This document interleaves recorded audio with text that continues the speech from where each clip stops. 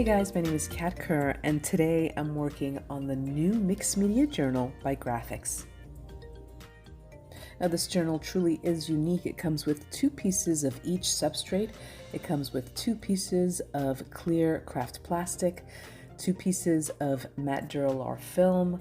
It also includes wet media Duralar, as well as white craft plastic, and two pieces of the black craft plastic, as well as two pieces of natural chipboard for the cover. Now I knew going into this that I wanted each page to flow into the next, and so I'm starting off with this matte Duralar film, and I just created this design with a pencil and then I cut it out. I then added some acrylic paint, and once that dried, I used a black china pencil to just add some additional texture. Now again, I really want one page to lead into the next, and so I'm going to use this first page as a guide, and I'm just tracing it onto a piece of black craft plastic, and then I'll cut it out with a pair of scissors.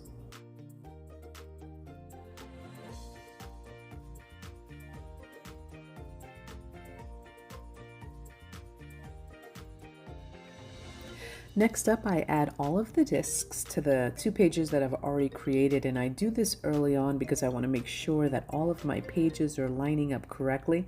I do some mark making with a white china pencil, as well as adding a clear craft plastic sheet.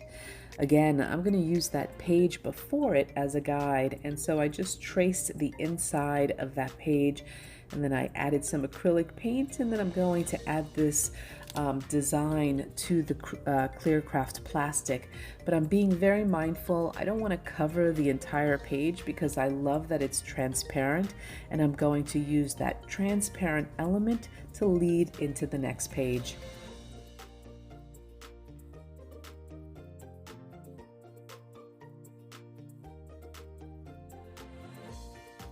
Next, I took a solvent-based ink and I stamped this image onto the two pieces of wet media Duralar.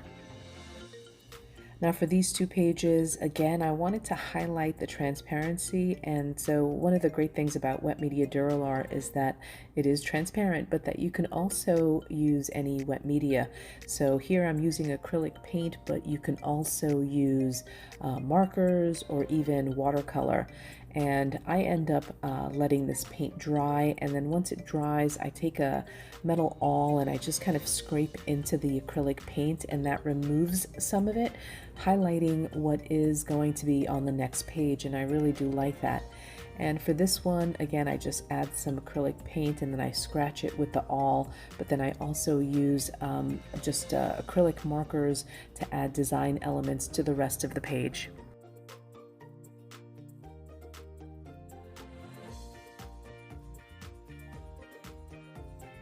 Next up, I'm working on this white opaque craft plastic, and it's not transparent, but I still decided to add these holes using a paper punch just so I can see into the next page. And I added some color using some acrylic inks as well as some rubbing alcohol.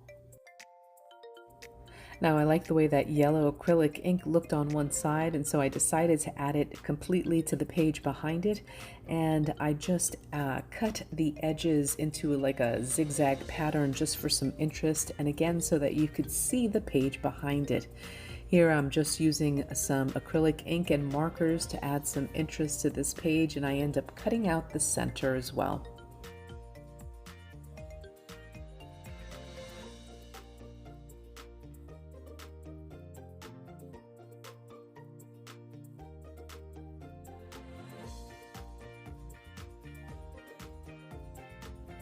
Now for this last page, I wanted to try cutting through the craft plastic with my Cricut maker, and so I added this text, but when I removed it from the cutter, it did not cut all the way through. But I still kind of liked it. I decided to add some acrylic paint, and it would sink into the crevices of where the machine cut, highlighting the text. And so I added the paint and then I wiped it off using a cloth, and it highlighted the letters, and I do like the way it looked. It looked a little grungy.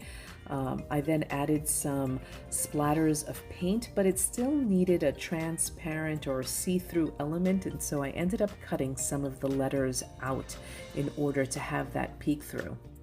Now I'll also add that later on I decided to try cutting that craft plastic again, and here's a piece of craft plastic that's been painted, and I ran it through the machine again, just adjusting the settings a little bit, and it worked perfectly fine. Now for the front and back cover, the chipboard pieces, I simply added some acrylic paint, and here's a complete flip through of the journal.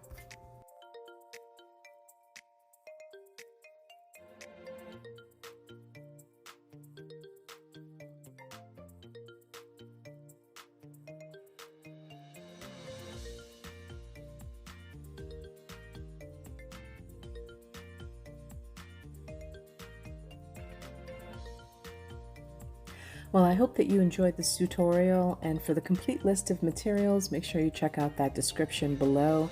And for more ideas using this new mixed media journal, make sure you check out grafixarts.com. Thanks for watching.